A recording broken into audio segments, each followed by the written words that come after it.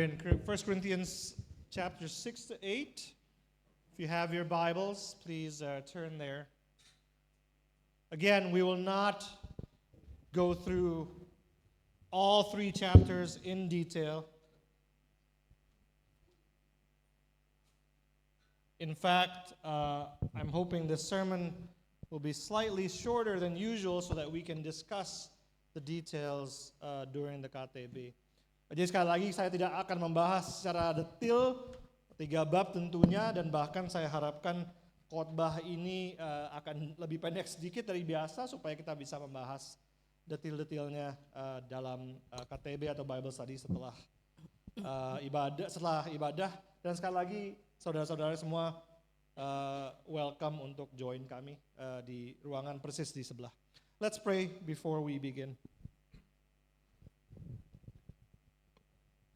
Mari kita berdoa. Lord, it is wonderful to embrace your commands. Ya Tuhan, sangat indah dan sangat luar biasa untuk kami boleh memeluk firman-Mu. Perintah-perintah-Mu ya Tuhan. Unfortunately, it often feels like a burden to do your commands. Tetapi sayangnya seringkali kami merasakan perintah-perintah-Mu itu seperti beban bagi kami. Oh Lord, free us from that burden. Tuhan, lepaskanlah kami dari beban itu. Change us from slaves into sons and daughters. Ubahkanlah kami dari budak-budak menjadi anak-anak laki-laki dan perempuan. In your name we pray. Dalam Amen. nama-Mu kami berdoa. Amin. When my wife and I got married, we had one goal for the wedding. Waktu istri saya dan saya menikah, kami punya satu tujuan untuk pernikahan itu, Celebrate God's faithfulness and goodness to us in Jesus. yaitu merayakan kesetiaan dan kebaikan Allah kepada kami di dalam Yesus. That made planning the wedding very simple. Hal itu membuat kami merencanakan pernikahan itu dengan sangat sederhana. We had done marriage preparation with our church, Persiapan pranikah di gereja sudah kami selesaikan, so the pastor was sorted. jadi pendetanya sudah ada. We bought our wedding clothes separately. Kami masing-masing beli pakaian pengantin sendiri-sendiri. It took only hours, not days. Dan hanya perlu beberapa jam, bukan berhari-hari. We only checked out 2 venues, Kami juga memilih 2 venue saja, and we immediately said yes to the second venue dan kami langsung menyetujui venue yang kedua. because it was nicer and more affordable. Dan karena lebih bagus dan lebih terjangkau And we dibanding had- yang pertama. And we had both the ceremony and the reception in the same venue, which also provided the food. Jadi pemberkatan nikah dan resepsi diadakan di venue yang sama, dan makanan juga dipesan dari venue itu. Lastly, Terakhir, in one afternoon, we booked the photographer, the baker, and the florist. dalam satu siang saja kami sudah booking vendor untuk foto, untuk kue, untuk bunga. And that was really it. Jadi semua persiapan selesai. Because we were celebrating Christ, we were so free. Karena kami merayakan Kristus, maka kami sangat bebas. We were free to honor our families and our guests without worry. Kami bebas menghormati keluarga kami, tamu-tamu kami, tanpa takut salah. On the day, we were free to enjoy God's grace and God's good gifts with them. Pada hari hanya kami bebas menikmati anugerah Allah dan kebaikan Allah bersama-sama dengan semua yang hadir. I know that for many of you, that process may be much more complicated. Saya tahu bahwa banyak di antara kita dan banyak di antara kalian proses itu jauh lebih kompleks. That's okay. Some of you, that you just have to deal with that, some of you. Jadi itu tidak masalah, ya kita memang semua harus mengurus hal itu. What's much more important is that this is just a small picture of the wonderful freedom we have in Christ. Dan yang lebih penting lagi dari itu adalah bahwa hal ini hanya merupakan gambaran yang kecil saja dari kebebasan yang kita miliki di dalam Kristus. If you look in chapter 7, Kalau kita melihat pasal 7 1 Korintus, Paul has this long discussion about marriage. Paulus memberikan satu diskusi mengenai pernikahan. But right in the middle, he talks about the freedom we have in Christ. Tetapi di tengah-tengah pasal itu, Paulus membicarakan tentang kemerdekaan atau kebebasan yang kita miliki di dalam Kristus. Verse 19, Ayat 19. circumcision does not matter. Sunat itu tidak masalah, Sebab bersunat atau tidak bersunat tidak penting. Uncircumcision does not matter. Keeping God's commands is what matters. menaati perintah-perintah Allah itulah yang penting. And verse 23, Dan ayat 23, you were bought with a price, kamu telah dibeli dengan harga tunai, which means yang berarti you belong to the Lord. kamu adalah milik Allah, You are free in Christ. kamu merdeka atau bebas di dalam Kristus. And therefore, Dan karena itu, do not become slaves of people. janganlah menjadi budak dari manusia. Clearly, these principles go far beyond marriage. Jelas sekali bahwa semua prinsip ini jauh melebihi pernikahan. They're principles for living faithfully and wisely as Christians. Yaitu prinsip untuk hidup dengan setia dan dengan bijaksana sebagai orang Kristen. In Christ, you are freed from being a slave to people. Di dalam Kristus, kita sekalian bebas atau merdeka dari menjadi budak untuk manusia. And you are freed for keeping God's commandments. Dan kita semua bebas untuk menaati perintah-perintah Allah. In the Gospels, Di dalam Injil-Injil, when it talks about the scribes, waktu membicarakan tentang ahli-ahli Taurat, they're usually really mad at Jesus. mereka para ahli Taurat itu sungguh-sungguh marah kepada Yesus. But there's one scribe, Tetapi ada satu ahli Taurat, and you only see this in the Gospel of Mark. dan kita melihat ini hanya di dalam Injil Markus. There's one scribe that this truth was starting to sink into his heart. Bagi orang ini, ahli Taurat ini, kebenaran ini mulai masuk di dalam hatinya. So he said to Jesus, Maka ia berkata kepada Yesus, to love the Lord your God with all your heart, mengasihi Allah dengan segenap hatimu, with all your understanding, dengan segala pengertianmu, with all your strength, dengan segala kekuatanmu, and to love your neighbor as yourself. dan mengasihi sesamamu seperti dirimu sendiri. So in other words, he really understood what Jesus was saying Jadi dengan kata lain, dia betul-betul mengerti apa yang Yesus katakan, is far more important than all the burnt offerings and sacrifices. bahwa semuanya itu jauh lebih penting daripada semua korban-korban persembahan. This is a scribe. Inilah seorang ahli Taurat. He obeys those rules. Dia menaati semua peraturan itu. But when Christ started to really enter his heart, Tetapi ketika Kristus benar-benar mulai masuk ke dalam hatinya, he saw what really mattered. ia melihat apa yang benar-benar penting. The scribes are usually slavish, slave-like about rules.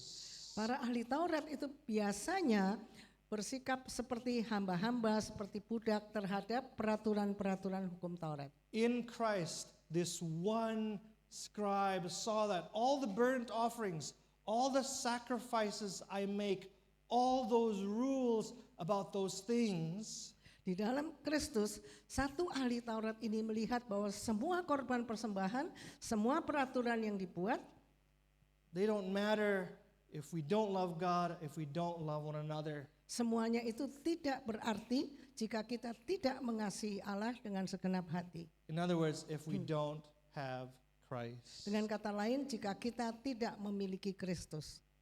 This is, again, the freedom that we all have in Christ. Dengan kata lain, inilah kemerdekaan atau kebebasan yang kita miliki di dalam Kristus. But this small story about the scribe also shows us something about the church, about us. Tetapi cerita kecil mengenai ahli Taurat ini juga menunjukkan sesuatu yang penting mengenai kita semua sebagai gereja.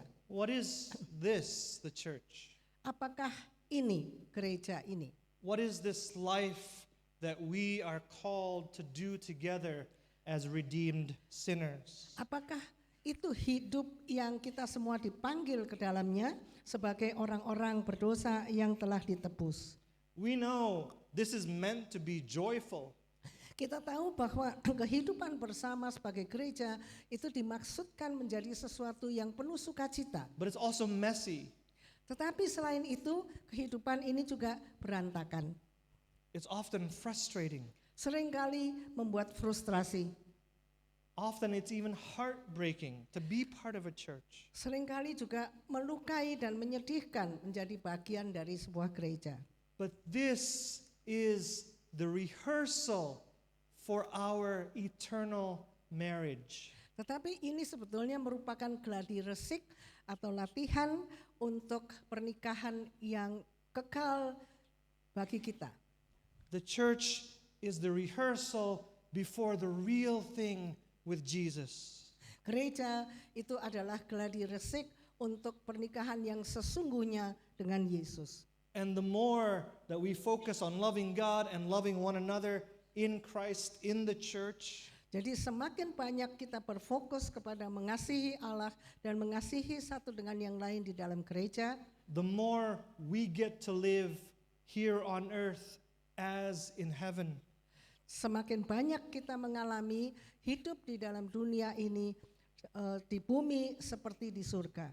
We are rehearsing being the holy, spotless bride of Christ. Kita sedang melakukan gladi resik untuk menjadi pengantin Kristus yang kudus dan yang tidak bercela.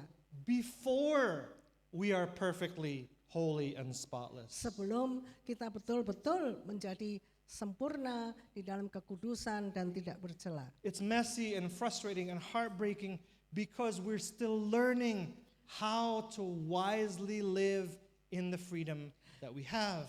Kita memang masih berantakan dan masih banyak kesulitan karena kita masih belajar untuk hidup dengan kudus sebagaimana seharusnya. Dan dengan bijaksana. So immediately, maka dengan segera that confronts us with two problems. Kita diperhadapkan dengan dua masalah. One, Pertama, very sadly, sangat menyedihkan, we tend to focus on the spots, on the blemishes, rather than the holiness. kita cenderung untuk melihat dengan detail semua cacat celah dan kesalahan-kesalahan Dibanding kekudusannya. Paul does not. tetapi Paulus tidak demikian. Even with all the sins in the Corinthian church, Bahkan dengan semua dosa yang digambarkan di dalam gereja Korintus, and remember how serious the sins are. dan kita perlu ingat bagaimana seriusnya dosa-dosa mereka. Remember, Paul rebuked them for stealing each other's money. Kita ingat bahwa Paulus menegur dengan keras jemaat Korintus itu karena mereka mencuri uang dari orang-orang lain dan sesama anggota. And he warned them to flee from sexual immorality. Dan Paulus mengingatkan mereka supaya mereka menjauhi percabulan. But look at how Paul views them. Tetapi lihat bagaimana Paulus menggunakan semuanya itu. Some of you used to be like this, Sebagian dari kalian dulunya seperti ini, but tetapi except that kecuali bahwa you were washed, kamu telah disucikan, dibersihkan, you were sanctified, kamu telah dikuduskan, you were justified. kamu telah dibenarkan. Even if we see such serious sins in our church, Sekalipun kita melihat dosa-dosa yang serius seperti itu di dalam gereja kita, don't we want to be more like Paul? apakah kita tidak ingin untuk menjadi lebih seperti Paulus? People who realize as deeply as Paul Orang-orang yang sadar dengan sepenuhnya sama dalamnya seperti Paulus. we are sinners, Kita semua adalah orang berdosa, but we were washed. tetapi kita sudah dibasuh, Sudah disucikan. If we want that, jika kita menginginkan hal itu, then one habit we all need to practice much more is looking at each other like Paul. maka kebiasaan lain yang harus lebih kita praktekkan adalah melihat satu sama lain lebih seperti Paulus. We don't ignore problems. Kita tidak mengabaikan masalah. We have a very sober view of ourselves. Kita harusnya punya pandangan yang sangat jernih tentang diri kita sendiri. We call sin, sin. Kita menyebut dosa itu dosa. And we don't call good what is evil. Kita tidak menyebut baik sesuatu yang jahat. But we live by the truth. Tetapi kita hidup melalui kebenaran. But Tetapi you were washed, kamu telah disucikan, you were sanctified, kamu telah dikuduskan, you were justified. kamu telah dibenarkan. Our sins, they are many, but His mercy is more. Dosa-dosa kita banyak sekali, tetapi belas kasihannya jauh lebih besar. And He has already washed Christians. Dan ia sudah menyucikan atau membersihkan orang-orang Kristen. We love and want this and need this for ourselves. Kita menginginkan hal ini dan memerlukan hal ini untuk kita sendiri. Let's also focus on this for one another. Marilah kita juga berfokus untuk menginginkan hal ini bagi saudara-saudara seiman kita. Why would we not focus on this for our brothers and sisters in Christ? Kenapa kita tidak mau berfokus pada hal ini untuk saudara-saudara seiman kita? Ask the Holy Spirit Mintalah kepada Roh Kudus so that you see your brothers and sisters in Christ the way God sees them.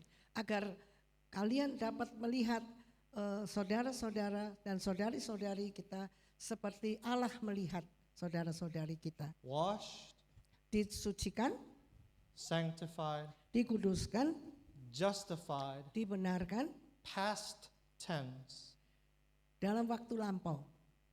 by the blood that He and not we gave. Oleh darah yang telah diberikan oleh Kristus dan bukan oleh kita. And then the second problem. Nah, masalah yang kedua, Most of you are familiar with this verse. sebagian besar kita ingat akan ayat ini. If they do not have self-control, they shouldn't marry, since it is better to marry than to burn with desire. Tetapi jika mereka tidak memiliki Kalau mereka tidak dapat menguasai diri, baiklah mereka kawin. Sebab lebih baik kawin daripada hangus karena hawa nafsu. Do you realize what that means? apakah kita semua sadar apa artinya ini? Marriage is for the weak. Pernikahan itu jadinya untuk mereka yang lemah. Marriage is for people who otherwise would burn with desire because they can't control themselves. Pernikahan itu adalah orang-orang yang dibakar oleh hawa nafsu sehingga tidak dapat mengontrol dirinya sendiri. You might laugh at that, Mungkin kita tertawa mendengar ini, but it does expose something wrong with how we tend to view Christianity. tetapi hal itu menunjukkan sesuatu yang salah tentang kecenderungan kita melihat di dalam kekristenan. One of the biggest problems in the church Salah satu masalah paling besar dalam gereja we tend to look down on people who are weaker. Kita cenderung untuk memandang rendah orang lain yang lebih lemah. Paul does not. Tetapi Paulus tidak demikian. Paul never looks down on a weaker conscience. Paulus tidak pernah memandang rendah kepada orang-orang lain yang lebih lemah. In fact, when we look down at the weak, we miss the beauty and the freedom of the church. Faktanya kalau kita memandang rendah orang yang lemah, itu kita kehilangan melihat keindahan dari gereja. Here's what Paul's point is about the weak.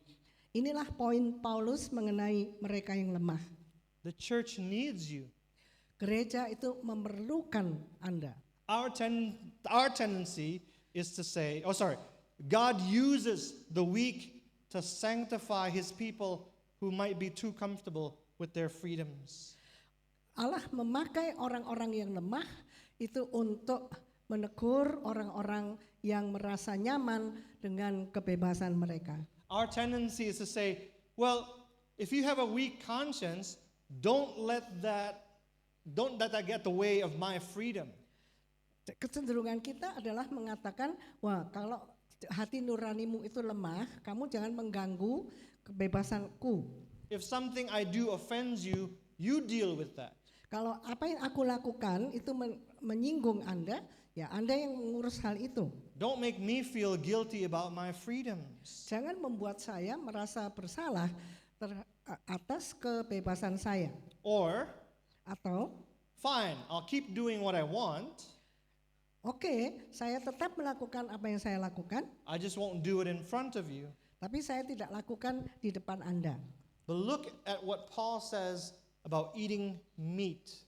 Mari kita lihat apa yang Paulus katakan tentang makan daging. If food causes my brother or sister to fall, I will never again eat meat so that I won't cause my brother or sister to fall. Apabila makanan menjadi batu sandungan bagi saudara seimanku, aku untuk selama-lamanya tidak akan makan daging lagi, supaya aku jangan menjadi batu sandungan bagi saudara seimanku. That's real freedom. Itulah kebebasan yang sejati. Imagine being so free in Christ, you don't have to do what your stomach demands. Bayangkan jika kita bisa bebas melakukan di dalam Kristus apa yang dituntut, bisa tidak melakukan di dalam Kristus apa yang dituntut oleh perut kita. Maybe you think you don't want to be free in this way. Mungkin banyak dari kita yang pikir, oh kita tidak mau bebas seperti ini. I don't want to give up meat. Saya tidak ingin lepas dari makan daging. But plenty of people have given up not just food, but things like smoking, alcohol, so they can live longer with the people they love.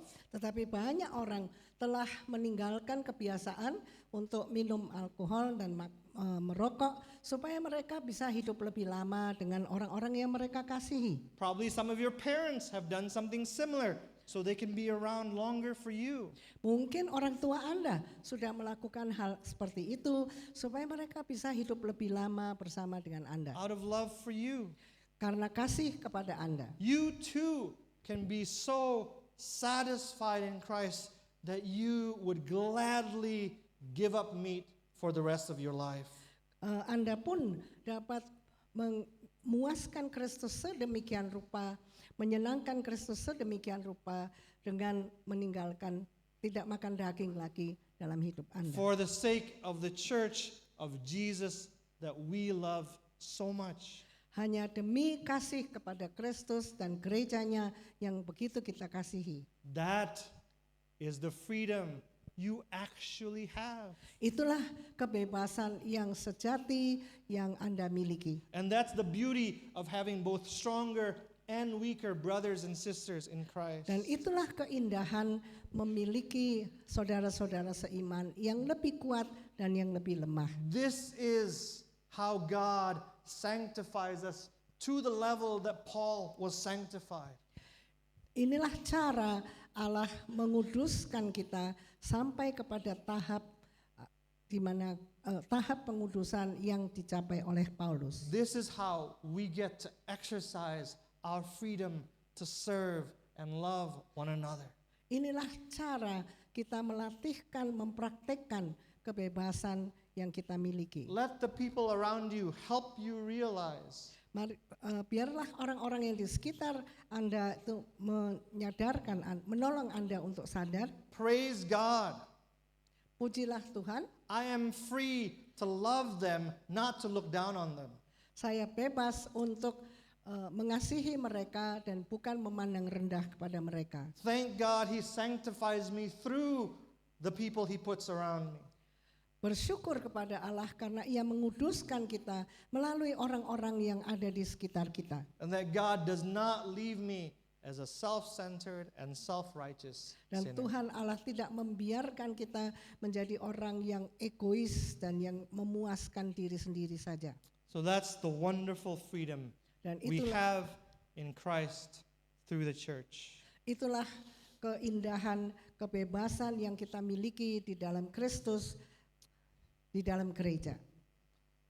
Well, what does this look like in practice? Lalu jadi seperti apa kebebasan itu tampaknya? So these chapters are very rich. Jadi pasal 7 ini sangat kaya. We must not miss the big picture. Kita jangan kehilangan gambar besarnya. So let's just look briefly through chapter 7 at what this might look like in practice. Mari kita lihat melalui bab 7, pasal 7, kebebasan itu di dalam prakteknya. So again, I'm not going to discuss everything in detail. Sekali lagi saya tidak akan membahas semuanya secara detail. Let's do that in Bible study. Kita lakukan itu di dalam Bible study. But there are a few points I really want all of you to know. Tetapi ada beberapa poin yang saya ingin kita semua tahu. So in verses 1 to 9, Dalam ayat 1 sampai 9, sexuality seksualitas within Christian marriage di dalam pernikahan Kristen between one man and one woman di antara satu pria dan satu wanita is for mutual enjoyment and service. adalah bagi saling dinikmati dan saling melayani. And it is good. Dan itu adalah baik. Also, Juga each Christian has a calling from God to be married or not. tiap orang Kristen mendapatkan panggilan dari Allah untuk menikah atau untuk tidak menikah. Both are good. Keduanya itu baik. Singleness is good. Hidup melajang itu baik. Marriage is good. Menikah itu baik. The desire to marry is good. Keinginan untuk menikah itu baik. The calling to remain single is good. Dan pelayan dan panggilan untuk tetap melajang itu juga baik. Either way, as long as the person is not falling into sin, Menikah atau tidak menikah, selama orang itu tidak jatuh ke dalam dosa, there is no need whatsoever to feel ashamed or to blame anyone, including ourselves, including yourself. sama sekali tidak perlu ada rasa malu atau menyalahkan siapapun, termasuk mempersalahkan diri sendiri. Based on what God's calling is for you. Berdasarkan panggilan Allah kepada saudara. In verses 10 through 16, Dalam ayat 10 sampai 16, Paul begins by speaking plainly, clearly against divorce. Paulus mulai berbicara dengan sangat jelas tentang perceraian. But he also discusses cases where people who were not Christian when they married and then became Christian. Tetapi ia juga membicarakan kasus-kasus di mana orang-orang yang tidak Kristen sebelum mereka menikah, tetapi kemudian setelah menikah menjadi Kristen. And it happens, of course, that sometimes only the husband or only the wife becomes a Christian Now, while they're already married. Dan sering terjadi bahwa hanya istri atau hanya suami yang menjadi Kristen sesudah mereka menikah. Here's what Paul says. Inilah yang dikatakan Paulus. If the unbeliever leaves, let him leave. Jika orang yang tidak percaya itu pergi, biarlah ia pergi. A brother or sister is not bound. You're free in those cases. Saudara laki-laki atau perempuan tidak terikat dalam hal itu. God has called you to live in peace. Allah telah memanggil kamu untuk hidup dalam damai. Istri, wife, for all you know, you might save your husband. Husband, for all you know, you might save your wife. Istri, siapa tahu engkau menyelamatkan suamimu. Suami, siapa tahu engkau menyelamatkan istrimu. Notice the big point. Perhatikan poin yang besar di sini. Paul's main concern is not divorce or marriage. Kekhawatiran Paulus itu bukan bercerai atau menikah. His main concern is the salvation of those who are still not yet saved. Kekhawatiran Paulus yang utama adalah keselamatan dari pasangan yang belum diselamatkan itu. Many cultures have that backwards. Banyak budaya memiliki pandangan yang terbalik. People are so concerned about Christians being divorced or being married to an unbeliever. Orang begitu prihatin akan orang-orang Kristen yang bercerai atau yang menikah. Those are of course good and right concerns. Tentu saja keprihatinan itu sesuatu yang baik. But even more important is to focus and to work on their eternal salvation. Tetapi fokus yang lebih penting adalah mengerjakan keselamatan kekal mereka. Number 3. Nomor 3, Here's the principle of verses 17 to 24. inilah prinsip ayat 17 sampai 24. Christians can fully serve Christ as Lord in whatever situation they find themselves. Orang Kristen dapat sepenuhnya melayani Kristus sebagai Tuhan dalam situasi apapun yang mereka hadapi. Whatever your situation is, Apapun situasi Anda, Christ has freed you. Kristus telah memerdekakan Anda, Nevertheless, tetapi namun demikian, every Christian must also remain open to the question, setiap orang Kristen juga harus tetap terbuka terhadap pertanyaan, does the call of God direct us to be here or in a new situation? apakah panggilan Allah itu mengarahkan kita untuk tetap berada di sini atau berada di tempat lain dalam situasi baru. The fact that Christ paid for us with his life covers over our circumstances. Fakta bahwa Kristus telah menebus kita dengan nyawanya itu mencakup semua situasi dan keadaan kita. It's not that your circumstances don't matter, Bukan berarti bahwa situasi-situasi kita itu tidak penting, but that we get to use all our wisdom, all our skill to discern, to determine how to best use our freedom. tetapi dengan demikian kita dapat memakai semua pertimbangan bijaksana dan kemampuan kita untuk bisa membedakan bagaimana cara terbaik menggunakan kebebasan kita.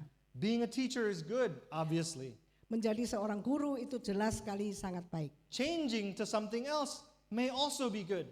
Berubah menjadi sesuatu yang lain mungkin juga baik. Being a stay-at-home mom or dad can be good. Menjadi ibu atau ayah yang tinggal di rumah itu juga baik. Is in Christ definitely good.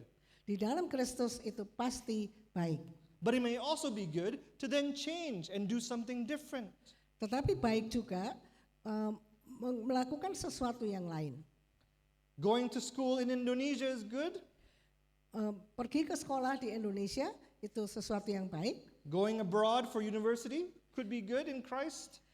Pergi belajar ke universitas di luar negeri itu mungkin juga baik di dalam Kristus. Not knowing your major when you start, Belum tahu apa yang akan menjadi major studi kita pada waktu mulai, that's not bad. tidak jelek. If you know for sure already what your major is, Kalau sudah tahu dengan pasti major kita apa, if your parents told you what your major is, kalau orang tua kita mungkin menyuruh kita memilih major tertentu. I had a student at SPH Cikarang whose mom was a dentist, and so she already knew growing up she was going to be a dentist. Jadi ada murid saya dulu di SPH Cikarang yang ibunya seorang dokter gigi. Jadi putrinya ini sudah tahu nanti dia juga akan menjadi dokter gigi. That's good in Christ. Di dalam Kristus itu baik. But it can also be good to then do something different.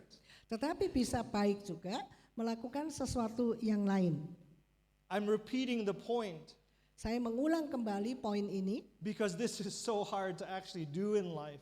karena ini sesuatu yang sulit sekali dilakukan dalam realita hidup. You know, making those changes, that's hard. Membuat perubahan-perubahan itu sesuatu yang sulit. But don't add the burden of fear on top of that, because Christ has freed you to do things that are good, to serve Him, to serve one another in the church. Tetapi jangan tambahkan ketakutan di atas beban itu, karena Kristus telah memerdekakan kita semua untuk melayani Dia dan melayani sesama. And so here's something we really appreciate about Paul. Nah, inilah sesuatu yang kita benar-benar hargai mengenai Paulus. He follows his own advice. Dia ikutin nasihatnya sendiri. So there's a specific case in verse 25. Jadi ada kasus khusus di dalam ayat 25. Here's what he says. Inilah yang dikatakan Paulus. I have no command from the Lord. Untuk mereka aku tidak mendapat perintah dari Tuhan, but I do give an opinion as one who by the Lord's mercy is faithful. Tetapi aku memberikan pendapatku sebagai seseorang yang dapat dipercayai karena rahmat Allah. This is a wonderful model for leaders in the church. Ini sesuatu perintah untuk semua pemimpin di dalam gereja. Pastors, Para pendeta, elders, para penatua, teachers, guru-guru, parents. orang tua. We have to distinguish between God's commands and our opinions. Kita harus bisa membedakan antara perintah Allah dengan pendapat kita. Again, the primary concern Sekali lagi, concern utamanya as leaders that we should have for everyone, sebagai pemimpin untuk semua orang, to promote what is good untuk meningkatkan apa yang baik, so that people can devote themselves to the Lord without distraction. sehingga semua orang dapat mempersembahkan dirinya kepada Tuhan tanpa distraksi. And that takes us to the final and very important point. Dan ini membawa kita kepada poin yang terakhir. So it's enough for us to look at verse 36. So this is the last section of this chapter. Jadi kita akan melihat ayat 36, ini bagian terakhir dari pasal 7. I'm putting up two translations Saya cantumkan di sini dua terjemahan, because they're so completely different. karena duanya sangat berbeda. In the ESV it says, Di dalam ESV dikatakan, that this is talking about someone who's thinking about getting married. ini tentang seseorang yang memikirkan akan menikah. If his passions are strong, let them marry, it is no sin. Jika nafsunya kuat, biarlah mereka menikah, itu bukan dosa. But the CSB has, Tetapi CSB, if she is getting beyond the usual age for marriage, he is not sinning, they can get married. Jika tunangannya itu telah bertambah tua, baiklah mereka kawin. Hal itu bukan dosa. So, why is this clause translated so differently in the two versions? jadi mengapa klausa ini diterjemahkan begitu berbeda di dalam dua versi ini? Well, there are a few cases like this in the Bible, Jadi ada beberapa kasus semacam ini di dalam Alkitab, but I'm just using it to illustrate the point. tetapi saya hanya memakainya sebagai ilustrasi. It's okay, sorry. What is, here's the point. What is sinful and what is not sinful, that is often clear. Apa yang jelas dan apa yang Apa yang berdosa dan apa yang tidak berdosa itu seringkali jelas. It's the areas of wisdom that are so complex. Tetapi wilayah atau area di mana diperlukan bijaksana, itulah yang sangat kompleks. So it's clear, he can get married, there's no sin. Dan jadi ayat ESV itu sangat jelas, dia bisa menikah. tidak Dua-duanya sangat jelas. But there are reasons that are unclear to us. There's reasons why he may not want to marry or it's not good for him to marry. Jadi ada alasan tertentu yang kurang jelas atau tidak jelas buat kita mengenai apakah dia itu mau menikah atau tidak menikah. And so Maka kita, and by we I mean the local church, dan dengan kita itu saya maksudkan gereja lokal, but often other Christians as well, tetapi juga orang-orang Kristen yang lain. Because of these complexities, Karena kompleksitas seperti ini, we are often tempted to say more than we should. kita sering kali tergoda untuk mengatakan lebih dari apa yang seharusnya kita katakan. We sometimes give advice that's too narrow. Kita seringkali memberi nasihat atau saran yang terlalu sempit, And even when we mean well, dan meskipun kita itu bermaksud baik, we can end up hurting instead of helping. mungkin kita akhirnya akan melukai orang yang kita nasihati. So the vast majority of the tough cases in life are cases where it requires a lot of wisdom. Jadi mayoritas dari banyak kasus yang perlu dipertimbangkan itu adalah kasus-kasus mengenai hal bijaksana. In those cases, we all must remember this. Di dalam semua kasus yang seperti itu kita harus ingat ini. What really matters is a genuine concern for the welfare of the persons concerned. Jadi apa yang betul-betul penting adalah perhatian yang tulus mengenai kesejahteraan orang yang terkait dengan kasus ini. No decision must be imposed on the person responsible for making the decision. Tidak ada keputusan apapun yang boleh diambil hanya karena paksaan orang-orang tertentu atau situasi-situasi tertentu. The issue must not be resolved because persons or situations are forcing that person. Keputusan-keputusan tidak boleh diambil hanya karena ada orang-orang atau situasi tertentu yang memaksakan hal itu. So this may imply a rebuke for something like the local church. Jadi hal ini bisa mengimplikasikan teguran terhadap gereja lokal That tries to impose too much on the individuals. yang berusaha memaksakan terlalu banyak bagi pribadi tertentu. When really there's no gospel principle involved. Di mana sebenarnya tidak ada banyak prinsip Injil atau Alkitab yang terlibat di dalamnya. And listen carefully to this. Dan dengarlah baik-baik akan hal ini. Christians are not to be manipulated into needless pressures or into needless anxieties. Orang Kristen tidak perlu dimanipulasi untuk tunduk kepada hal-hal yang tidak perlu. Ya, tekanan yang tidak perlu Tekanan yang tidak atau perlu. ke dalam kecemasan yang tidak perlu.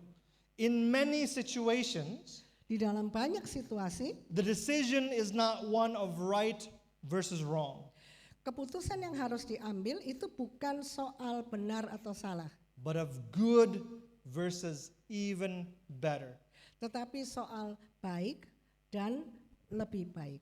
In such cases, even if you're choosing what's merely good, Dalam that's good if there is no sin. Dalam hal-hal seperti itu, bahkan kalau kita memilih yang baik saja pun itu tetap baik di mana tidak ada dosa yang terlibat. Christ has bought with his blood real freedom for us. Kristus telah membeli dengan darahnya kebebasan yang sejati, yang sesungguhnya bagi kita. For us to exercise all our judgment, all our skill to best obey him and love one another. Agar kita dapat menggunakan seluruh pertimbangan kebijaksanaan dan kemampuan kita untuk menaati Dia dan untuk mengasihi satu sama lain. This is why we are here, Inilah sebabnya kita ada bersama-sama di sini. to help one another, Untuk menolong satu dengan yang lain. discern, Untuk membedakan. apply, Untuk mengaplikasikan. not the rules that we or people want to impose, but God's commands. Bukan peraturan-peraturan yang kita ingin atau orang lain ingin paksakan, tetapi karena perintah Allah. Helping one another find the many ways that are good and better of keeping God's commands. Menolong orang-orang lain untuk menemukan apa yang baik dan yang lebih baik dalam menaati perintah Allah. Let's enjoy that together as a church, as God's gift to us. Mari kita menikmati hal ini bersama-sama sebagai gereja, sebagai anugerah pemberian Allah kepada kita. Let's pray together. Mari kita berdoa. It's okay.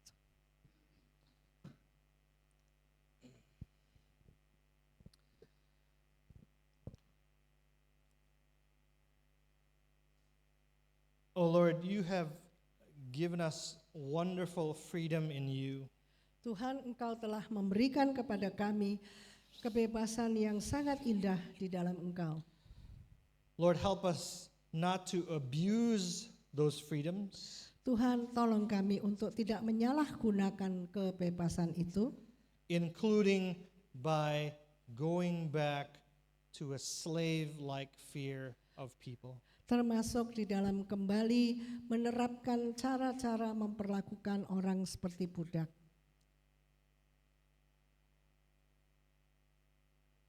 Help us, empower us instead Tolonglah kami dan kuatkanlah kami to help one another untuk saling menolong satu dengan yang lain, find and make the best decisions menemukan dan membuat keputusan yang paling baik.